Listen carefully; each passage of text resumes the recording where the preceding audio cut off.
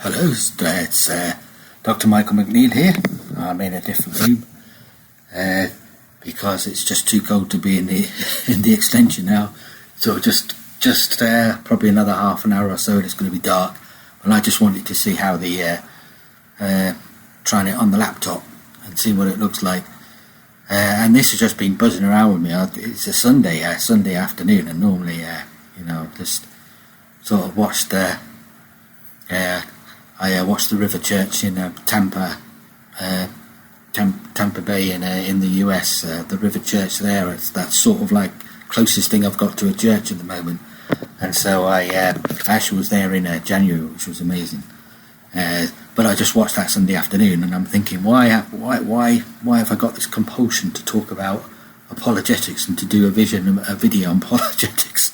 I thought, can't I just sort of do something else on a Sunday afternoon? But it's not. It's just in me. And so, because one of the introductory sections, I'm just trying to introduce my book, which is based on a PhD thesis, and there's quite a long introductory chapter where I sort of like look at some of the themes I'm looking at and try and give some definitions as well. And one of the sort of subsections in that is a section on apologetics. So apologetics, it's best understood because when we think in English, in normal English, when we say apologetics, we think it's something to do with sort of like apologizing, but the meaning of the words actually changed quite a lot. Apologetics is from the how the ancient Greeks used to use the word. It's basically the word apologia, and to make an apologia, when Socrates was accused in front of his peers, in front of the leaders of Athens for heresy and atheism, it said he gave his apologia, which is like a reasoned defence of your position. It's like a defence of your position. So the discipline of apologetics was a philosophical discipline where you would defend your position, basically. That's all it is. It's just a reasoned defence of your position. Now, apologetics is sort of became associated with when people say, let's say, you can be apologetic for anything, for an apologist for anything, and we still use that. We still even have that sense of the word apologetics now. Somebody can be an apologist for, an apologist for being a minor attractive person or something. You use the word sort of like apologist in a way of defending what somebody's doing, or an apologist for why, the Grenfell Tower, why they put inflammable cladding on the outside of a building in London and it caught fire and it killed all those people inside. And so, but somebody can be sort of like an apologist, they're trying to defend something that's happened previously. So that's the sense in which we mean apologetics. Now, there's a very famous philosopher called he was called Richard Rorty. He died, I think, 2006, but he was very, very famous in the closing decades, probably from 1979. He wrote a very famous book in 1979 called the Mirror of Nature, or may have that title slightly wrong, but I think it's called The Mirror of Nature. And it's basic, and for that period onwards, it was sort of like he became one of the most sort of strongest advocates for something postmodern pragmatism. He was very much inspired by Dewey, and he modernised in the sense he took the postmodern. He developed postmodernism sort of like in a pragmatic direction, and so he's often called a postmodern pragmatist, or a postmodern relativist pragmatist. All those terms are associated with. But he was hugely influential, and I think at one time, at the height of his fame, probably in the late 80s, sort of all the way through, he was still probably 19 up to about 1995. He was still, even up to his death, the BBC, which is our homegrown television, they actually made a program on him, say Richard Rorty, the man that killed truth, and so that was 2003. He died in 2006, but 2003 he was still sort out. He was very much a hero of what you might call the leftist intelligentsia. He self-identified as a bourgeois liberal. I think his parents were I think a lot of his family were Marxists, but he was very much very, very influential, and he made the interesting statement. He was involved. He was related to somebody called Rauschenbusch, who was very famous because Rauschenbusch was the guy that really formulated the social gospel in the first half of the 20th century, which was sort of mixing the social conscience of Christianity with Marxism, because you'd had the communist revolution. Communism was very strong amongst the intellectuals of Europe, and initially, when Rauschenbusch, when he migrated to New York and he saw the intense poverty in New York, I think it was from sort of 1870, 80 onwards, and by the middle of, say, the 20s and 30s, that sort of period, you had the Great Depression years as well after that great time, he said, Christianity had lost its way and it needs to rediscover its social conscience.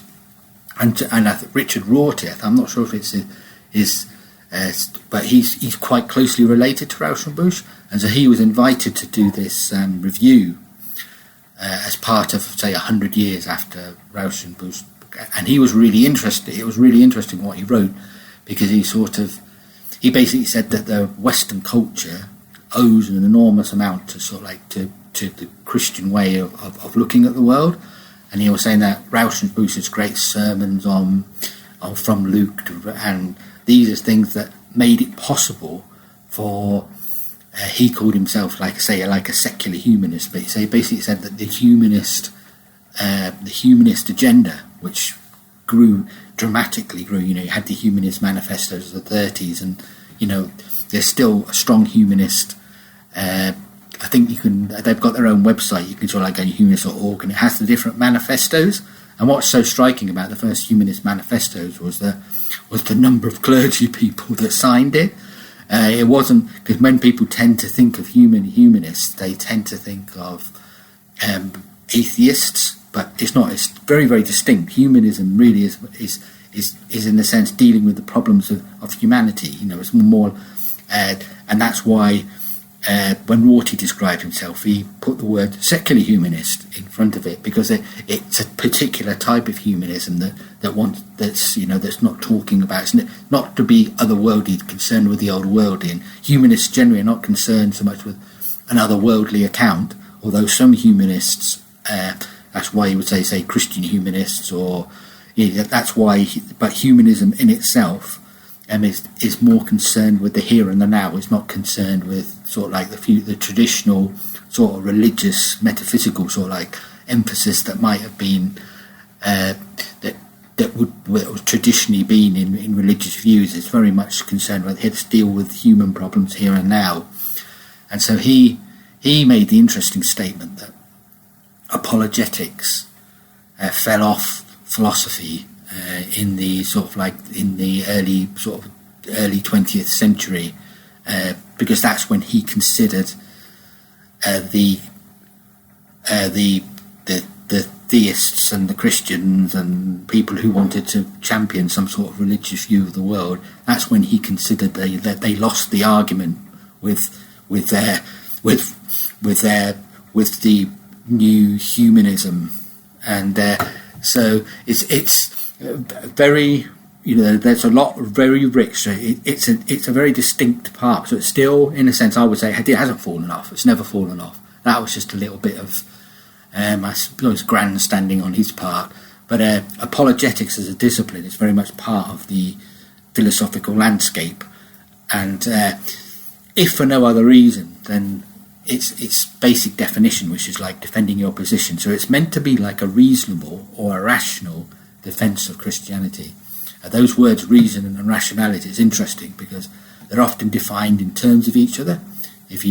And when people try to say, well, when you're being reasonable, what are you doing? Oh, that's when you're conducting yourself according to rational principles. And then you might ask somebody else, well, what's being rational? Oh, it's when you're using your facility of reason to help you make decisions. And it's often like a very tight circular relationship between those two words.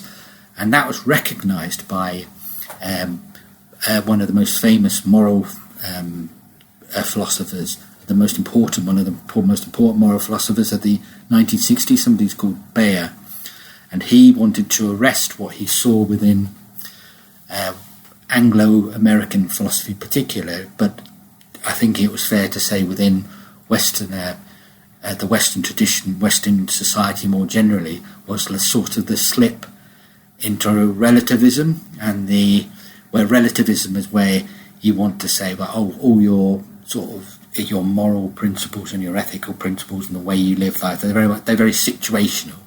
You can't sort of say something's always right or always wrong. You have to take, in a sense, into account the situation of there's no, so in the sense normative moral principles that say you would take from, say, the Ten Commandments or something, just to use that as an example, or people would say, right, they're sort of like immutable principles, whereas that sort of situational view, I think it was a guy called Fletcher, wasn't it? Situational ethics.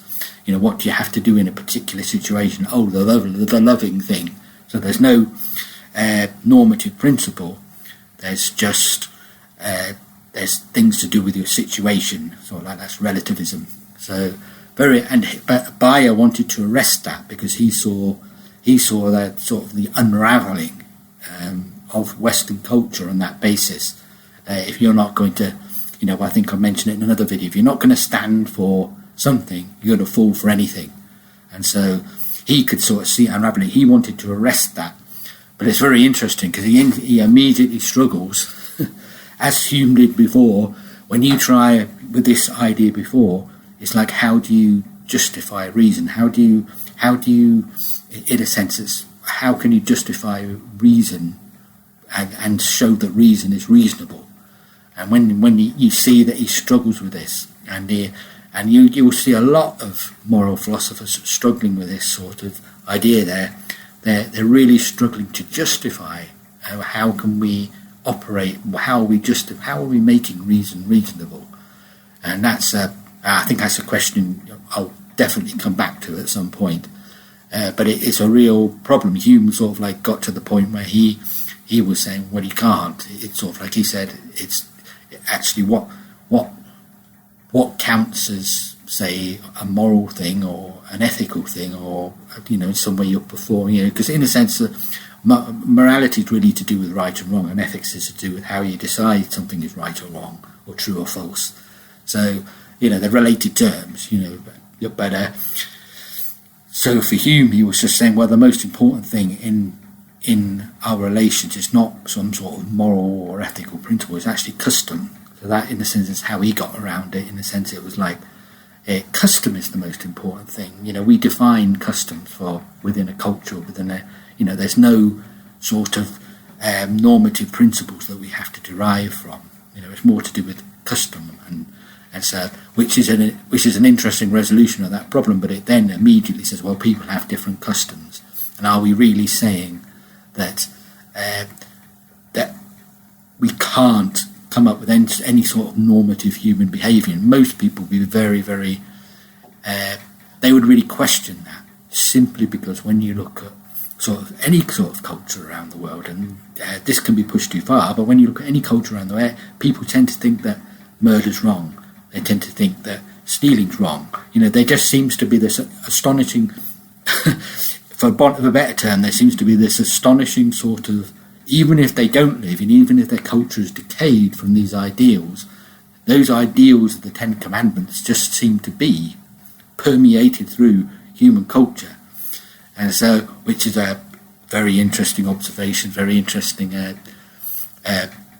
that's something to sort of like to meditate on and to think, so I just wanted to define a bit more clearly what is apologetics now, and the schools of apologetics. It's a philosophical discipline, and I'm going to say, Christian apologetics. So I should imagine you can have Islamic apologetics, and even it gets a bit more difficult when you move away from Christian understanding of the term, simply because of the actual principles within, say, Islam.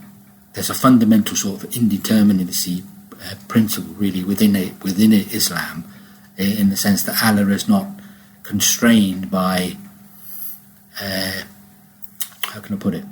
Allah can change his mind about anything at any time. There's nothing Allah has decided that's always going to be forever. It's arbitrary in a sense. Allah can sort of make a square a circle tomorrow, or a circle a square, and Allah isn't constrained, because Islam means transcendence, apart and submission, and so Allah exists outside and is not constrained by anything in the physical universe. He's ultimately transcendent. Whereas that means it becomes much more difficult to.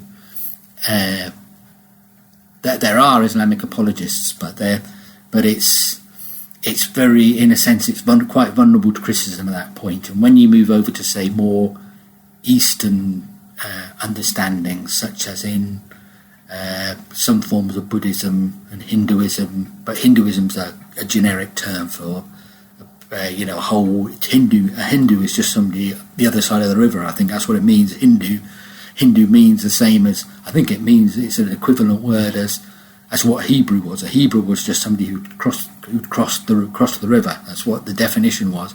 And so when people say Hindu, it was a sort of Western imposition on a whole group of particular religious practices, which were very polytheistic. And in very much an Eastern sort of that sort of Eastern understanding of the world, it's much more intuitional. And so so the role that reason can actually do in coming up with a reasoned defence of a faith that conceives of itself in a particular intuition fashion, it's very difficult to be rigorously apologetic for that. You're always just going to say, well, and this is still the same as in some of the Christian traditions as well, which we'll note. But it's like people will always come up whenever you hear the term, it's beyond the capability of reason to describe our faith. Yeah, it's a bit like, in fact, I think it's probably Kierkegaard who said that if you try and it's totally unsuited for trying to reason, for trying to express or to write about your faith. You can't conceptualize it in this way. You're falsifying it when you do. There's insights in that, but the whole point of apologetics, the Christian apologetics, the reason why there's a very strong case for apologetics in a sense is because one of the in the history of the Christian tradition is that the scriptures themselves describe how the Apostle Peter talks about being ready to give an apologia to anybody that asks you. So he's using that word in that way, a reason sort of defence. And Jude talks about being contending for the faith. And when you read the literature of Paul, the Apostle Paul in the New Testament, his letters, his reasoning in the book of Romans and in Hebrews is exquisite reasoning. People don't just, I think it's one of the famous 19th century essayists, maybe, what was his name? Somebody you wouldn't expect to, because he, in a sense, he was from the Romantic tradition. He's saying, well, when you look at the reasoning of Paul, he said that's some of the most remarkable literature that's ever been produced by human beings. I mean, the Book of Romans is a masterpiece. There's loads of psychology in it, philosophy in it, sort of like your relation to God, salvation, the human condition, analysis of the human condition, and the Book of Hebrews again, astonishingly rigorous argumentation. And so it's very much a mistake when people think and they look and they could just consider. They sort of try and put reason and faith in opposition, and so that's it's a subject to explore, which we'll explore, because otherwise, can we ever reason to God? No. We can do a lot of reasoning about God, and we can, but to actually, the scriptures seem to make it very clear that there's a particular point upon which you can be intellectually convinced about all sorts of facts about Christianity, but there's a place where you still, in Christian theology anyway, it talks to you about you being born again. You have to be born again. It's like there's some sort of transaction that goes on, spiritual transaction that goes on between you and the Lord. But it does come, reason is involved, because it says you believe in your heart and you confess with your mouth. So there's something going on. It's like the idea of the heart in the scriptures is your core motivating principle, in a sense. And so something is going on when you're thinking, that there's some sort of transaction that's going on that involves your reason, but has got non-reasonable components in it. So we're not sort of saying that the reason is fully capable, but we are saying that reason has a very, very important part to play, and that the reasonable defence, if you like, the apologetic defence, a bit hoarse here, excuse me. The apologetic defence of Christianity is very, very important. And so, in a sense, my whole work can be considered an apologetic work. There's no doubt about it. And I'm come from a particular stream of apologetics, but I will, particular type of apologetics, which I want to introduce but I want to introduce apologetics more generally. And so you've got what you might call sort of there's what you call classical apologetics.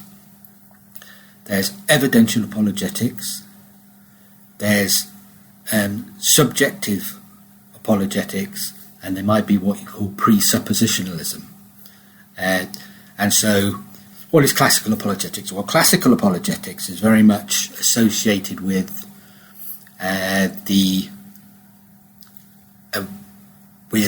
Aristotle.